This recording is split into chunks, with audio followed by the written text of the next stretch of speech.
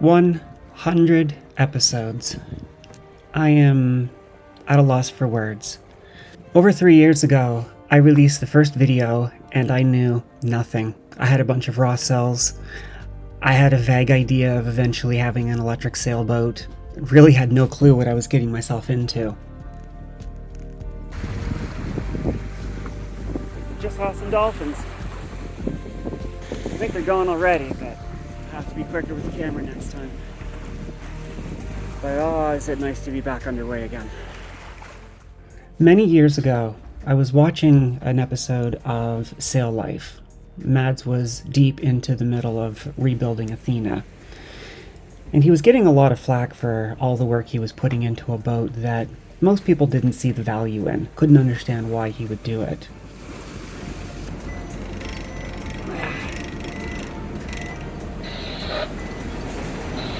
Windier than it was earlier. Getting a little sporty out. 30 plus knots. 2 reefs in. Jib reefed. And I think he was saying we're doing what, 8 over ground now? 7 over ground. Oh yeah.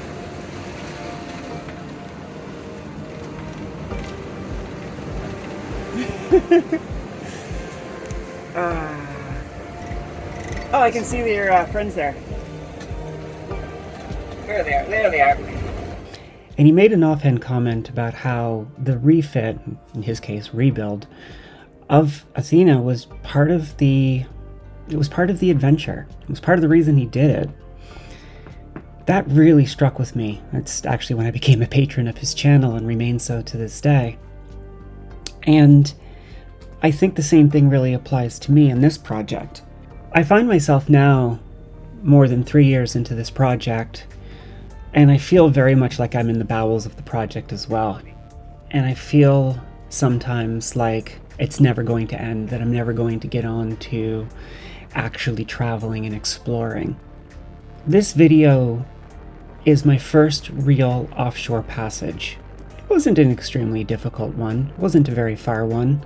It was 3 days, give or take, that we were offshore at the longest. But it was an amazing trip for reminding me why I'm doing this.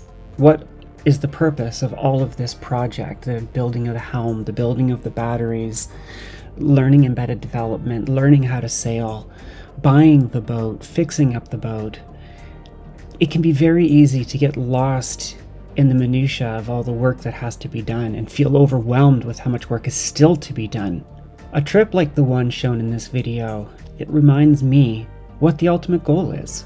At some point, not soon enough, Mermaid's Rest is going to go in the water, and the adventures will start. Even when that happens, this is still going to remain a technical channel. Even after the boat's underway, I've got so many projects in mind, things I want to build, things I want to do, things I want to automate, skills I want to learn. But if you can allow me, now and then, like you did with my trip home videos, I really enjoy making some videos that are just showing the travels. No drama, no excitement, just a reminder of what the end goal is.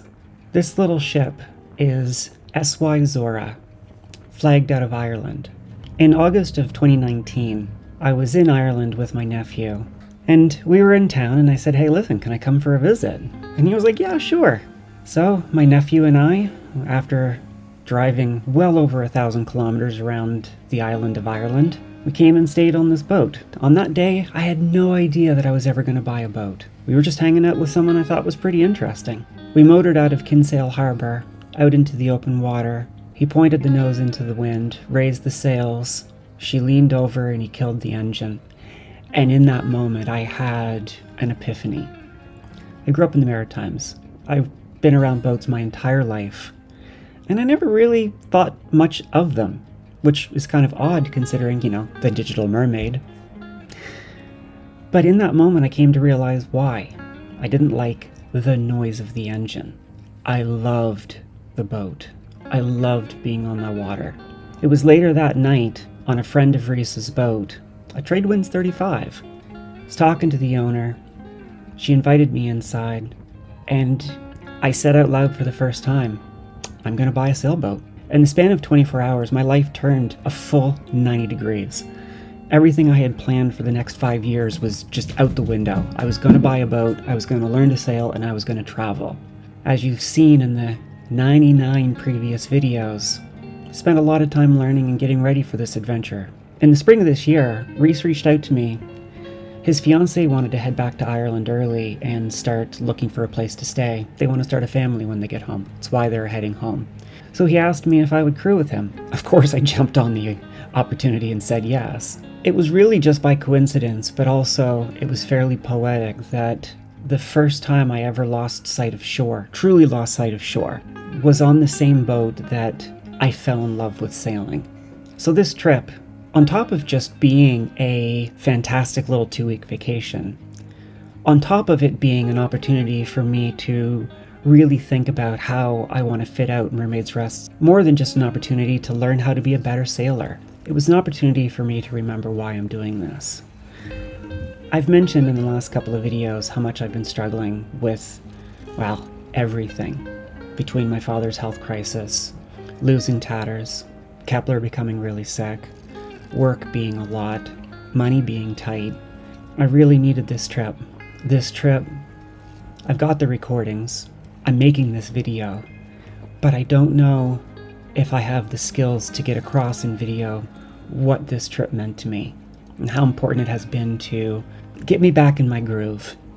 I'm really, really looking forward to the first time that Mermaid's Rest goes in the water with her electric propulsion, moves under her own power, and more, the first time I slipped her lines and head off with no intentions of returning. This trip reminded me of why I'm doing this, and so in this video, here's that trip.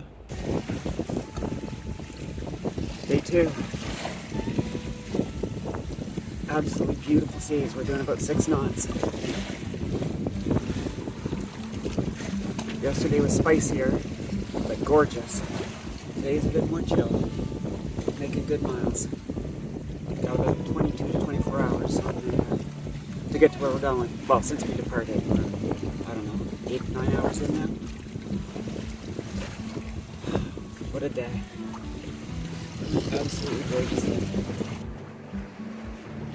Great place to sit and chill out.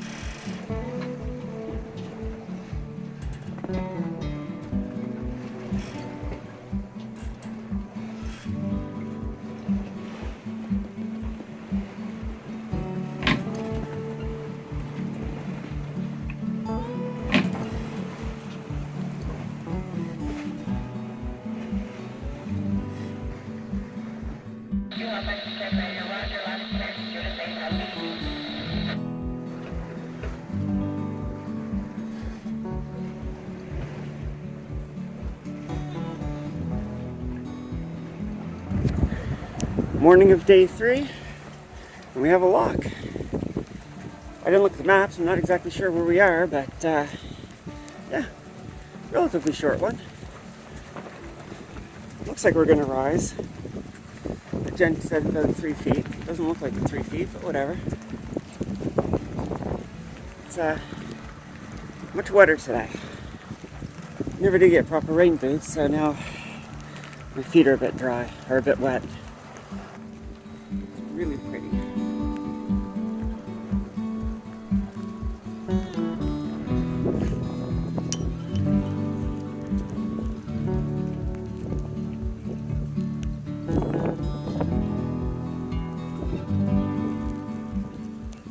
I got 2 sets of doors, unlike the Erie Canal. I guess that's because they have to handle the pressure of the tide when it's high and low.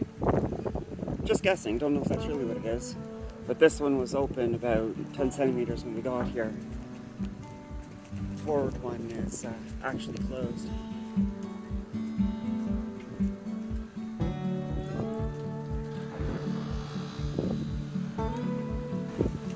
Now you can see the valves are open.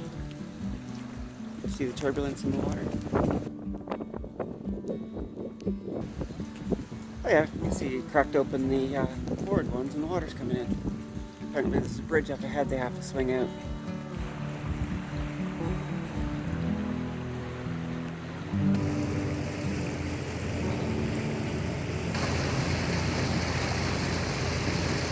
Rotating bridge. I know there's a name for it, and I saw it in practical engineering, but I don't remember what the name is now.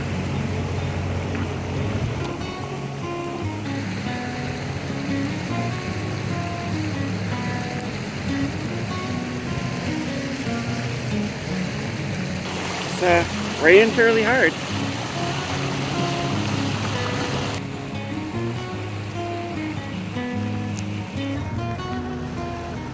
Linnea back there.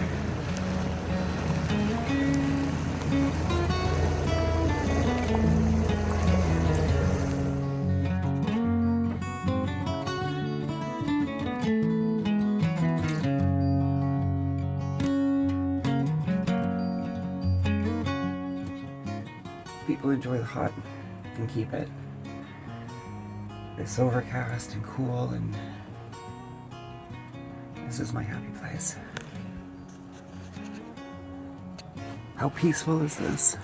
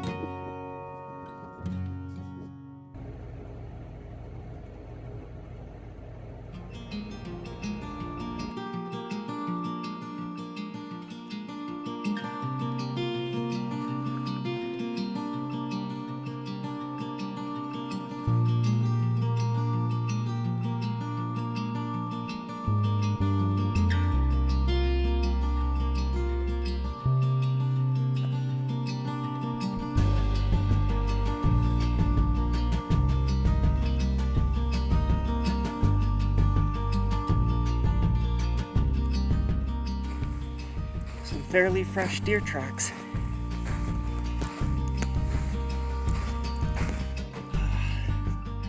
What a place to be a deer.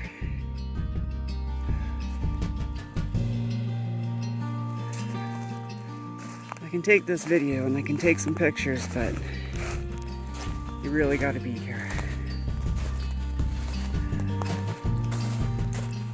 Oh, it's a dead crab.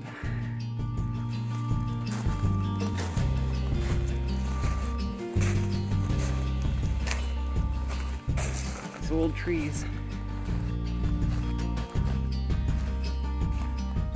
Oh, my soul needed this so badly.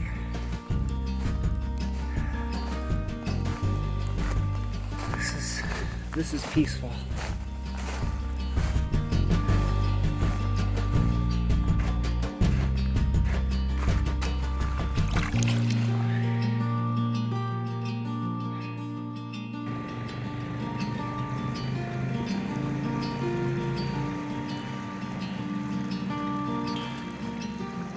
This is the right way to go to your neighbors for drinks.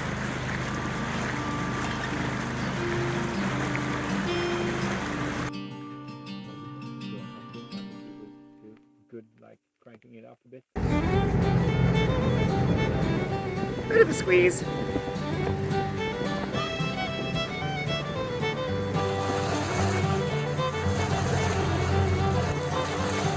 Looks like a train bridge that rotates 90 degrees out of the way.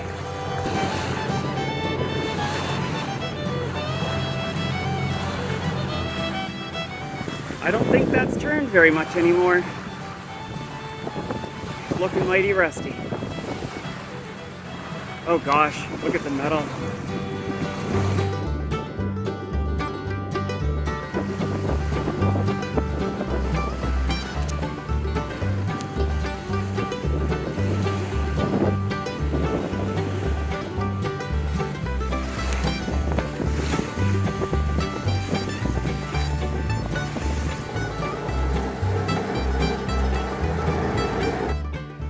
How's this for a little alcove? An old abandoned boathouse. trail that goes who knows where. All the old dead pine trees. Look at this sunset. Thoughts from Sweden? Hi! Oh, it's zoomed in. There we go.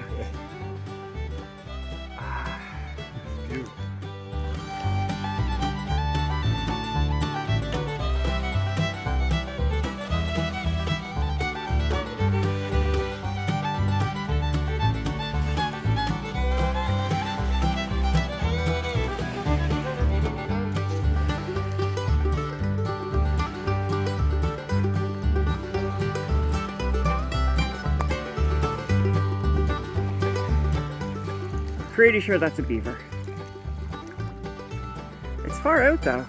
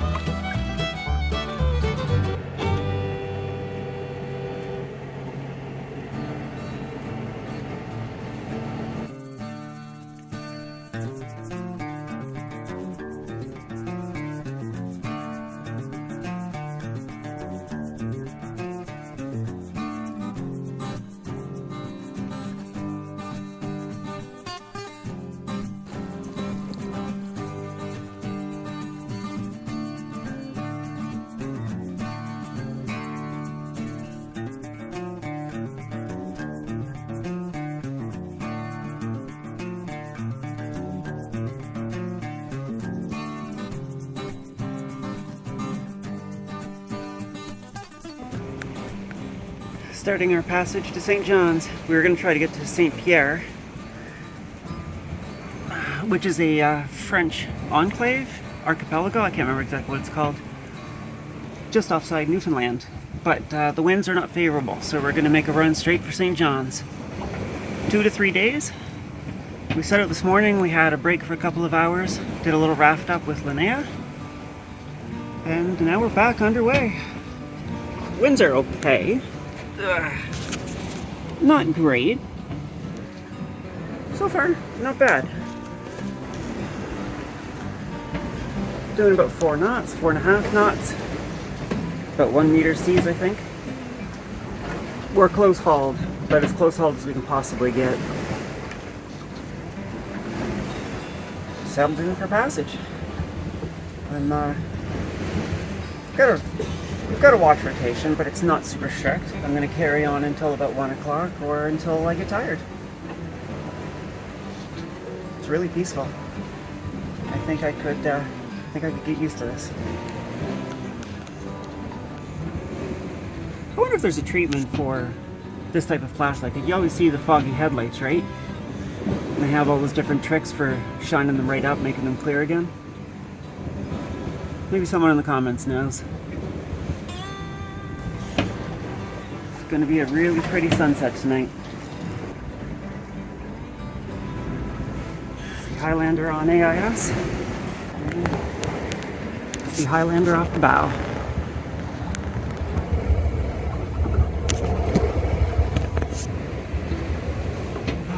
I wish I could explain this feeling. Happiness? Not really. Contentment? Not really. I mean, yes to both, but neither of them are quite it.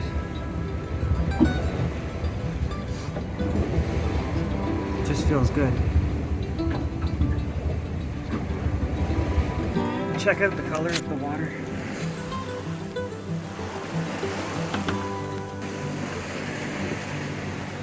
Overcast sunset at sea. How pretty.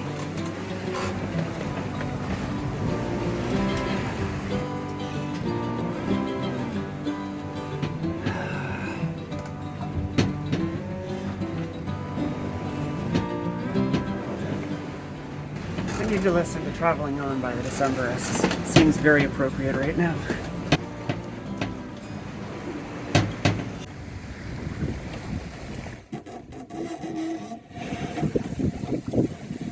Second day of the passage. First time I've lost complete sight of land. See, it's foggy, but we got good visibility. See the horizon a good ways off. Running a beam reach.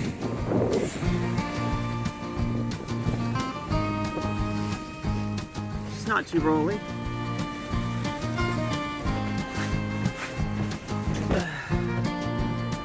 Holding a good 6 knots.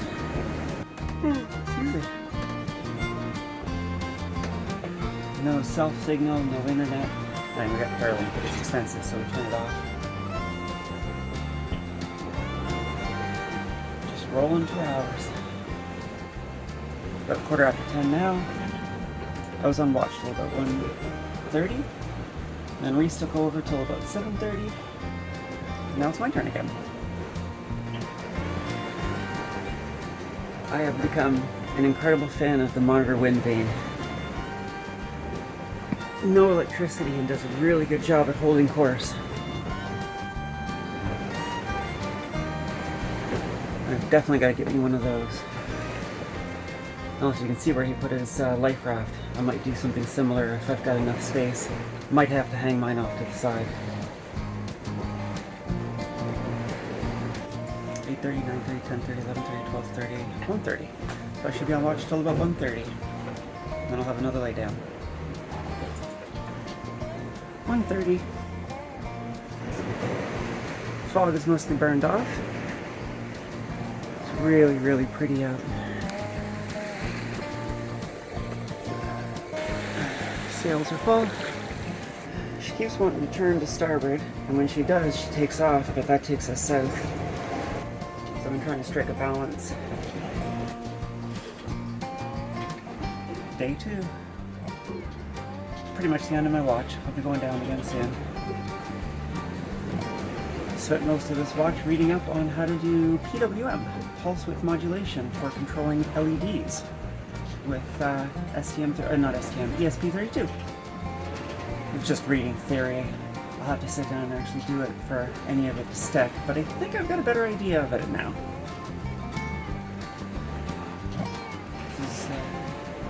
This is good.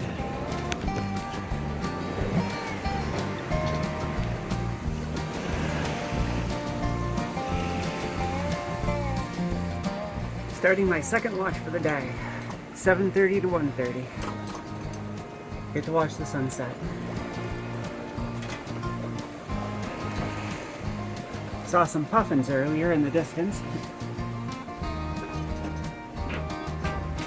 Should see St. Pierre before too long. Not yet though. Don't know if the camera's going to catch it, but you can see, I mean, I'm not religious, but I think they're called the fingers of God. You see the light coming down in the distance through the clouds, the rays. Oh, it's so pronounced in person.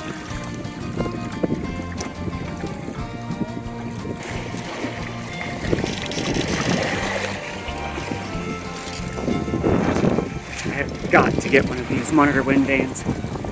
Absolute star of the show.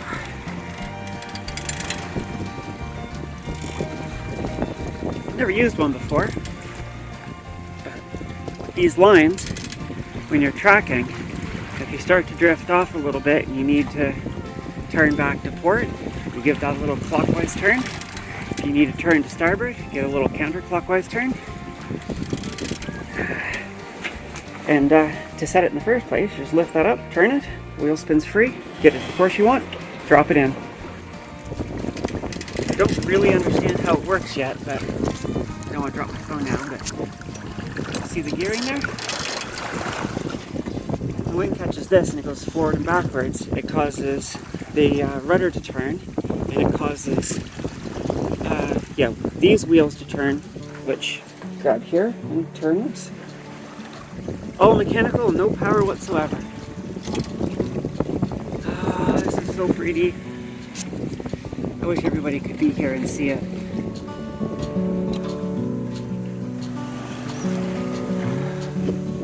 Last night we were getting, I don't know what you would call them, bioluminescent dots, stars, sparkles. On the waves, there'd be these little flashes of light, white and blue, whitish blue, and they would disappear after a moment. But especially looking off the stern, it looked like we just had a little sea of stars popping in and out of existence, trailing the boat. I tried taking a video of it, but the camera wasn't picking it up.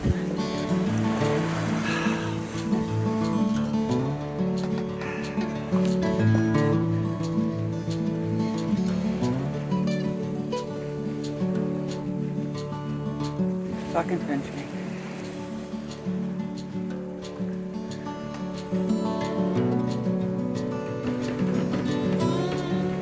I have to figure out what the maximum distance from land was on this passage. Certainly the most remote I've ever been.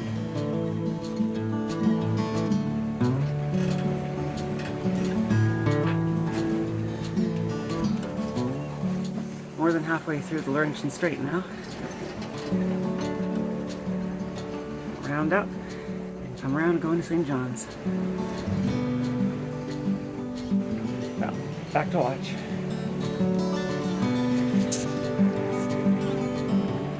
Ah, that's so pretty.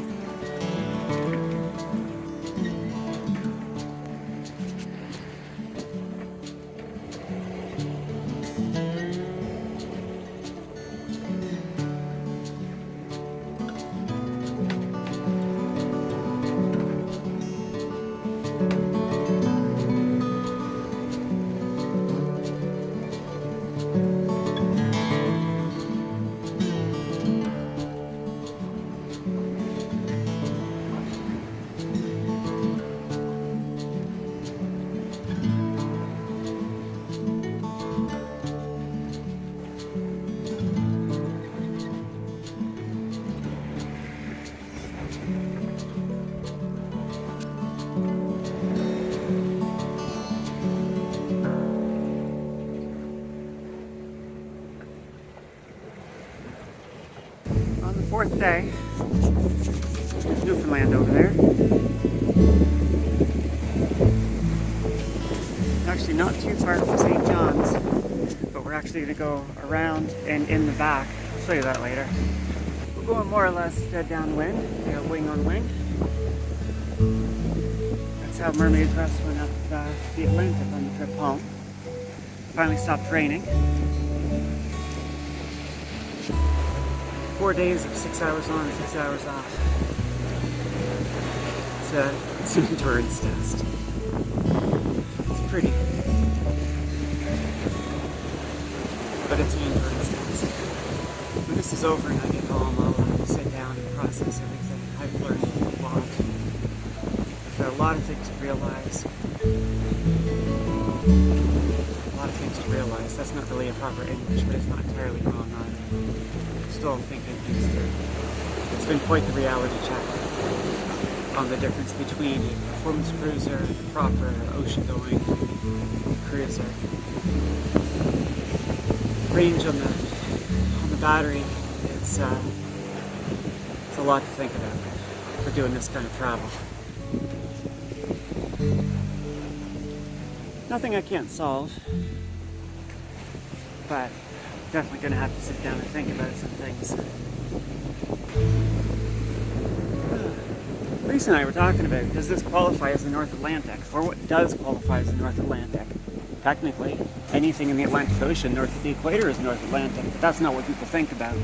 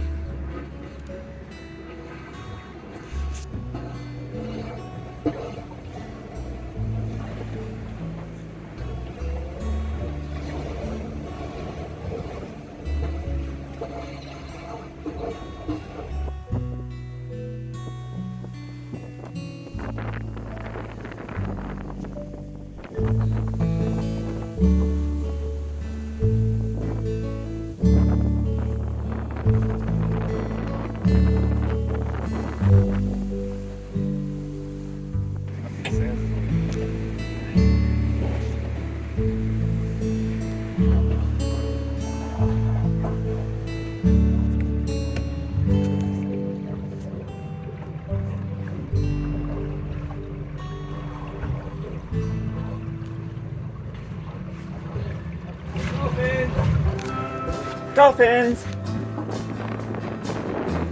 That, saw. Look at that! They're, there! Look at that coastline. Holy shit. I see the dolphins with that background. Newfoundland, you're pretty nice. There. Did you go jump off the bow? No, there they were. I said they were going to go off the bow, but they did. Are they bottlenose? I thought they were more gray. Those guys look darker. Oh, no question, they're dolphins. They're actually playing with us. Look at them. Whoa! Some big whales. Where? Whales. I see it, but no, I don't. That was their phone. Where's the whales? Straight ahead. My camera broke. Oh, ah! Big whales. Yes, I see it. I see it. Look at dolphins jumping off the bow and whales in the distance. Yeah. Yeah, I see them. There's a whole bunch of them.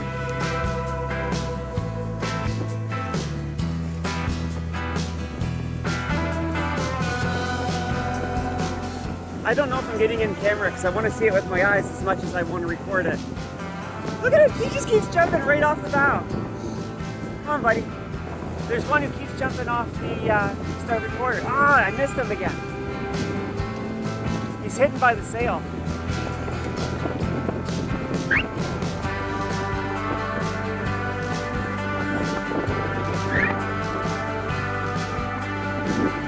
Oh! There he is!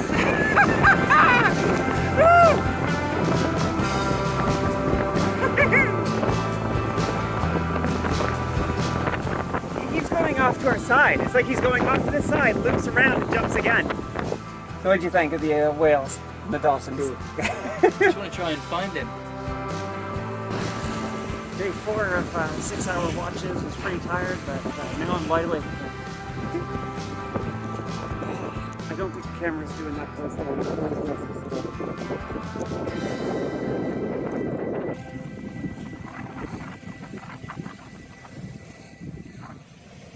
I've always wanted to come to Newfoundland, but for whatever reason I never did, even though I grew up not too far away.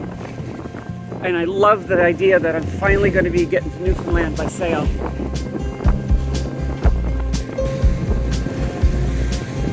Three hours away from the marina. It'd be nice to get a full night's sleep, but I'll be sad to be getting off the boat.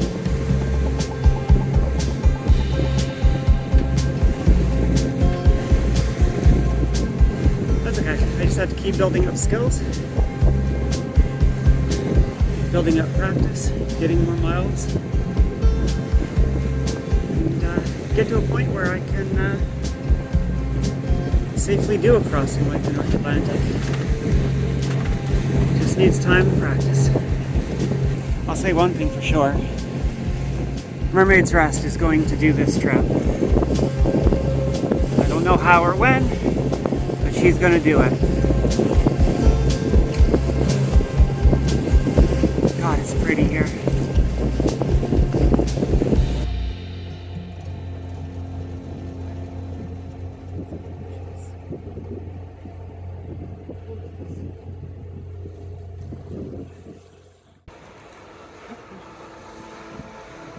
Tanker probably did like, I don't know, 10% of this guy's fuel tank.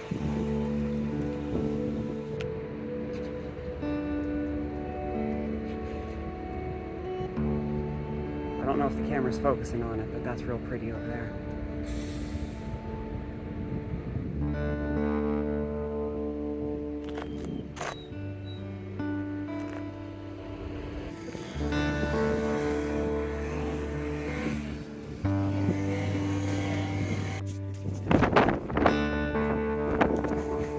Canada.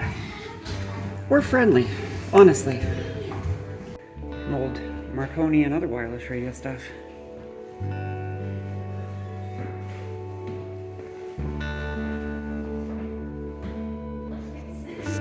That's period correct.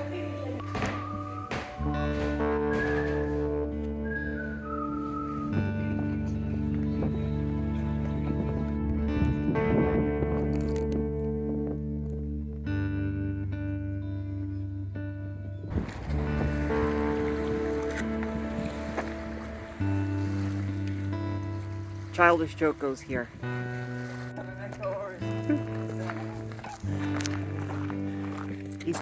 Easternmost part of Canada and North America.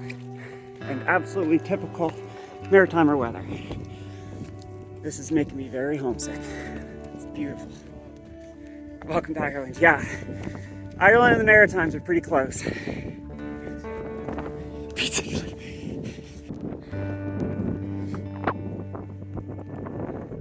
think it's fair to say we're Ireland's cousin.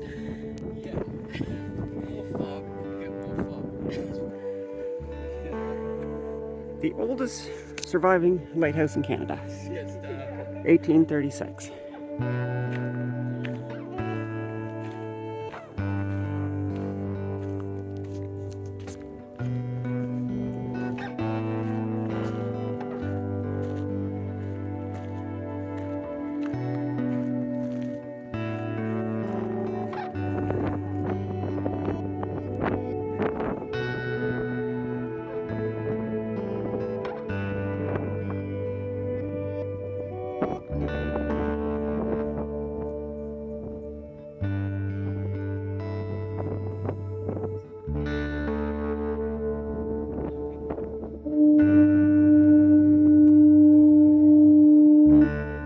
And I'll be muting that in post.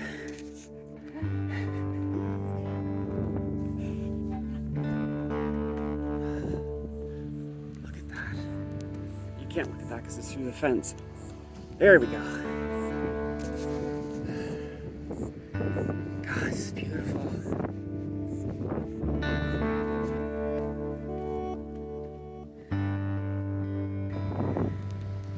The camera does not do this justice. If you are at all blessed enough to be able to do this kind of travel, and you gotta see this with your own eyeballs.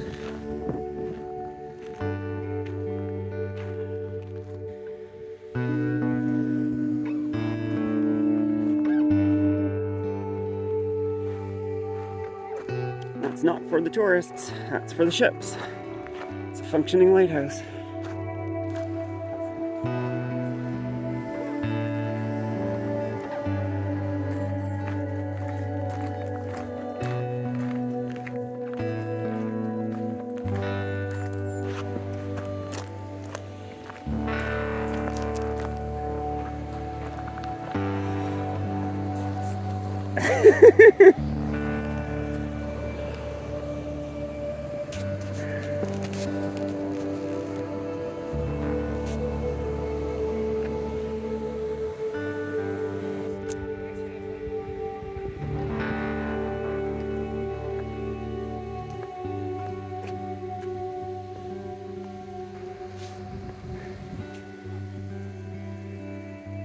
Where I'd like to rebuild if the end of the world ever came and I somehow miraculously survived it.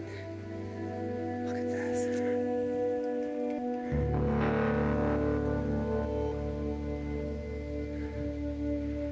This reminds me of Iwate in northern Japan.